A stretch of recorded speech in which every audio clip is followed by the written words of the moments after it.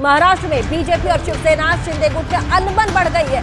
बड़ी खबर इस वक्त एबीपी न्यूज पर आप सीधा देख पा रहे हैं। महाराष्ट्र में भारतीय जनता पार्टी और शिवसेना के शिंदे गुट में आपको बता दें अनबन बढ़ गई है। शिवसेना के शिंदे का कोई भी मंत्री कैबिनेट बैठक में पहुंचा ही नहीं। हमारी समाज की टीम ने पता लग गया था कि गांव में ऐसे प्रचार के लिए आ रहे हैं, तो यहाँ पे अपने नसीब फौजी हैं, अरविंद आ रही है, अंकित आ रही है, पहुंचे हैं और जब नए मटेरियल देखा रही है या दुकान है यहाँ आवड़ गामते हैं। दोस्तों, इधर बिहार में लगातार इस बात की कवायद की जा रही है कि शपथ ग्रहण समारोह, इसके लिए क्या क्या तैयारियां हों, मुख्यमंत्री का नाम फाइनल, डिप्टी सीएम कौन विधानसभा अध्यक्ष की कुर्सी पर बैठेगा, ये तमाम चीजें हो रही हैं, ठीक है। लेकिन इन सब के बीच ही क्या बिहार में सत्ता में आएगी बीजेपी और महाराष्ट्र से खिसक जाएगी?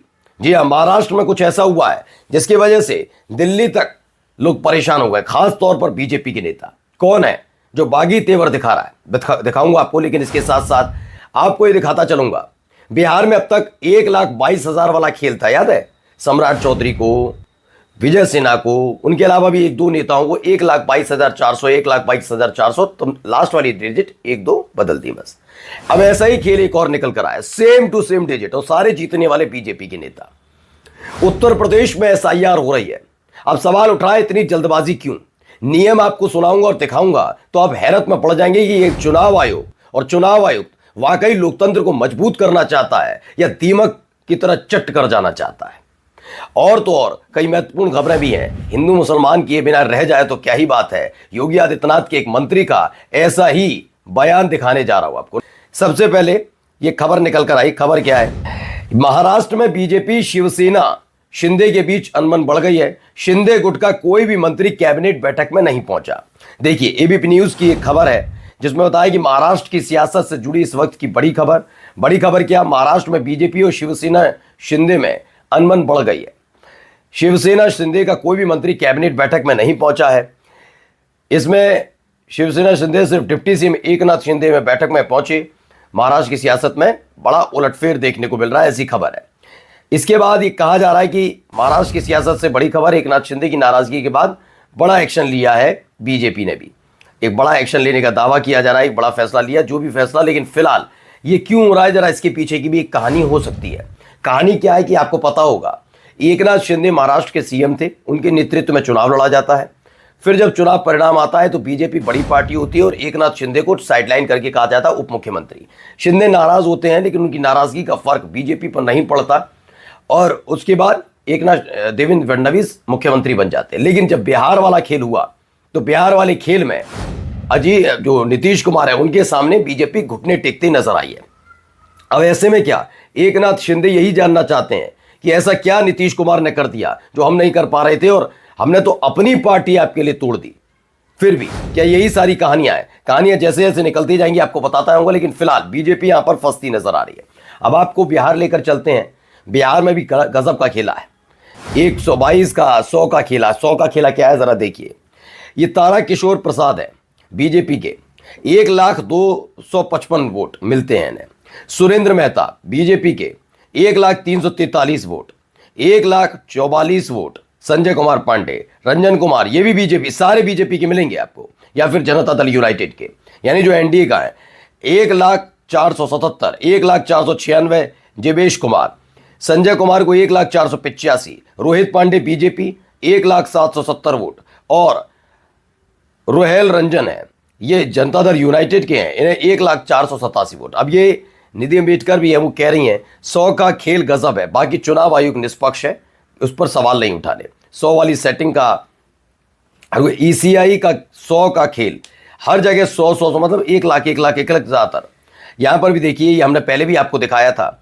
ज्ञानेश जी, ईवीएम वाली 122 की सेटिंग का क्या माजरा है? सम्राट चौधरी 1,22,480 वोट मिलते हैं। विजय कुमार सिन्हा को 1,22,408 वोट, 1,22,491 वोट कहना नीरज कुमार सिंह को, वीरेंद्र कुमार को 1,22,773 वोट और 1,04,094 वोट कृष्ण कुमार सिंह। और खास बात क्या है कि इनमें से एक भी विपक्षी पार्टी का कोई नेता नहीं, आदर्श नहीं, एआईएमआईएम का नहीं, ये सारे के सारे बीजेपी और जेडीयू के नेता ही हैं जिनको इतने वोट मिलते हैं।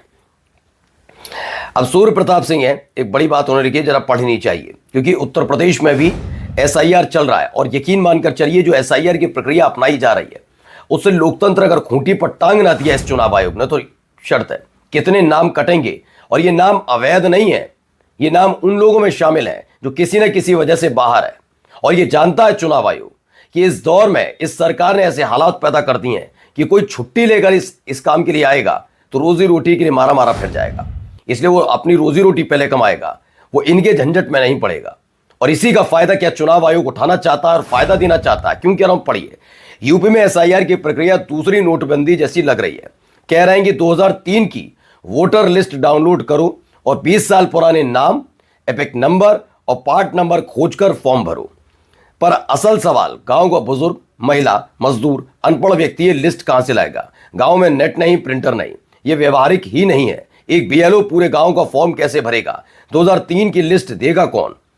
जैसे नोटबंदी में कैश जमा कराने वाले दलाल बने थे, यहां फॉर्म भरवाने वाले एजेंट पैदा होने तय हैं। 4 नवंबर से शुरू हुई है और 4 दिसंबर तक ही चलेगी, इसके बाद बंद। यह भी समझ लीजिए 4 दिसंबर के बाद नहीं। और अगर आप ये सब नहीं कर पाए तो आपका लिस्ट में से नाम कट जाएगा, आप वोट कास्ट नहीं कर पाएंगे। ये तमाम चीजें। अब आप अंदाजा लगाइए कि कितने इसके जरिए घुसपैठ भी कर सकते हैं, लेकिन इलेक्शन कमीशन को इससे कोई फर्क नहीं पड़ता। अचानक नियम, कम समय और बोझ सिर्फ जनता पर, घबराहट ऊपर से छा गए ज्ञानेश कुमार। समझ रहे हैं? बिल्कुल लोग कह रहे हैं यह आदमी हमेशा इतिहास के पन्नों पर अंकित किया जाएगा। ज्ञानेश कुमार जैसा व्यक्ति आया था जिसने अपने आका के सामने संवैधानिक पद को पूरी तरह से समर्पित कर दिया था। आइए अगली खबर देखिए। जो हिंदुस्तान के नहीं वो लौटे अपने देश एक्शन में आई, मेयर ने दी कड़ी कार्रवाई की चेतावनी। लखनऊ नगर निगम में 80% सफाई कर्मी बांग्लादेश और रोहिंग्या, खुफिया रिपोर्ट से खलबली। 2017 से योगी आदित्यनाथ सत्ता में है, यानी कि जो लखनऊ की मेयर है ये सीधे सीधे किसी और को नहीं, योगी आदित्यनाथ की सरकार पर सवाल खड़ा कर रही हैं कि योगी आदित्यनाथ कोई काम नहीं करते। मैं नहीं कह रहा, पढ़ी। खुद मेयर साहिबा मान रही हैं कि लखनऊ नगर निगम में बांग्लादेशी घुसपैठी है। इससे पहले खुफिया रिपोर्ट के हवाले से आशंका जताई गई थी कि लखनऊ नगर निगम में 80% कर्मी बांग्लादेशी और रोहिंग्या है। ये उस प्रदेश का हाल है जिसके मुखिया अपने भाषणों से बांग्लादेश हिला चुके हैं और म्यांमार तक रोहिंग्याओं के सीने में बुलडोजर चला चुके हैं।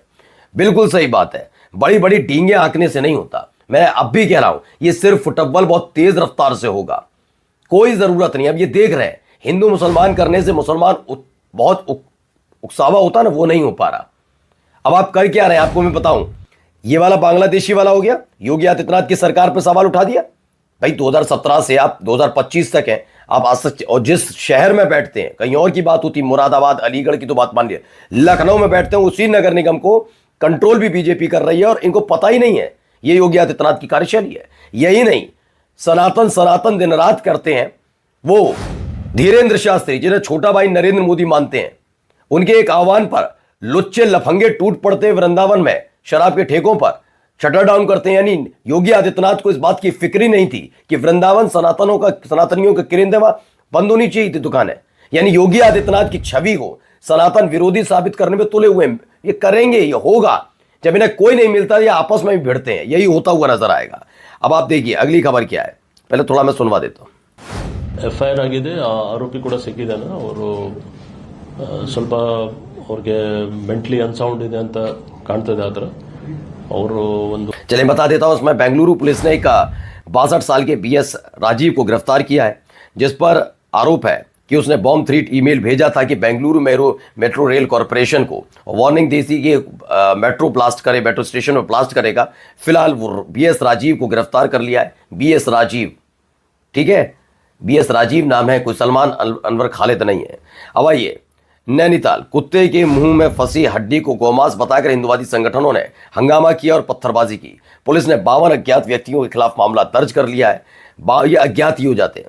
अब उत्तराखंड के मुख्यमंत्री से सवाल है कि इन पत्थरबाजों का जुलूस नहीं निकाला जाएगा, इनके घरों में बुलडोजर नहीं चलाया जाएगा। इन्होंने शहर का माहौल खराब करने का दुस्साहस किया, शहर को सांप्रदायिक हिंसा में झोंकने का षड्यंत्र किया है। इन पर वो कानून लागू नहीं होगा जो दूसरों पर होता है। जवाब दे पाएंगे वो मुख्यमंत्री वो मुख्यमंत्री, वाह। आइए ये वाली तो और बढ़िया है, इनका तो काम ही है बदतमीज लफंगे किस्म के लोगों की पीठ थपथपाने वाले व्यक्ति हैं। बिल्कुल याद है वो रामजीलाल सुमन समाजवादी पार्टी के साथ भावनाएं हाथ नहीं, पुलिस में FIR करते, रामजीलाल सुमन को जेल भिजवाते। लेकिन लुच्चों का झुंड जब उनकी गाड़ी पर हमला कर रहा था, उसी दौरान उसी सड़क से कई आम लोगों की गाड़ियां गुजर रही थी। अनकंट्रोल्ड होकर गाड़ियां एक्सीडेंट हो सकती थी, लोगों को की जान माल को खतरा हो सकता था, लेकिन उन लुच्चों का साथ ये रघुराज सिंह जैसे मंत्री दे रहे थे और शर्म नहीं आई थी योगी आदित्यनाथ की सरकार को। अब क्या कह रहे हैं भाई साहब, योगी सरकार के मंत्री रघुराज सिंह का बड़ा बयान, जितना पढ़ा लिखा मुसलमान वह उतना बड़ा आतंकवादी। ऐसे में एक सवाल पूछा वसीम अकरम ने, एपीजे अब्दुल कलाम क्या थे, शहनवाज हुसैन क्या है, मुख्तार अब्बास नकवी क्या है, सैयद जफर इस्लाम क्या है, एमजे अकबर क्या है, दानिश आजाद अंसारी क्या है? ये पढ़े लिखे नहीं है, ये मुसलमान नहीं है, ये आतंकी नहीं है, या पढ़े लिखे नहीं है? इसका जवाब इस नफरती जोकर को जरूर देना चाहिए। सवाल करते हैं जाते जाते, जरा एक खबर और देखिए, ये अलग कहानी है। आर्य समाज की टीम ने पता लग गया था कि गांव में ऐसे प्रचार के लिए आ रहे हैं, तो यहाँ पे अपने नसीब फौजी हैं, अरविंद आर्य हैं, अंकित आर्य पहुंचे हैं। और जब भी नए मटेरियल देखा रही है या जो बाण है या आवड़ गांव तक है, और ये अपनी गलती मानना है, दोबारा नहीं आऊंगे। बहन जी बता दो एक बार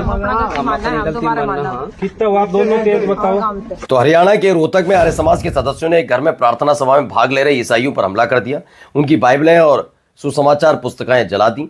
पादरी सतीश गंभीर रूप से घायल हो गए। पीड़ितों की सुरक्षा के बजाय पुलिस ने उनसे पूछताछ की और उनसे फोन कॉल्स और गतिविधियों पर नजर रखनी शुरू कर दी है। यानी मॉरल पुलिस के नाम पर लफंडरों का झुंड कभी भी किसी घर में घुसे, यह आजादी खास तौर पर बीजेपी शासित राज्य में इन लोगों को दे रखी है। वही तो है ना। नमस्कार।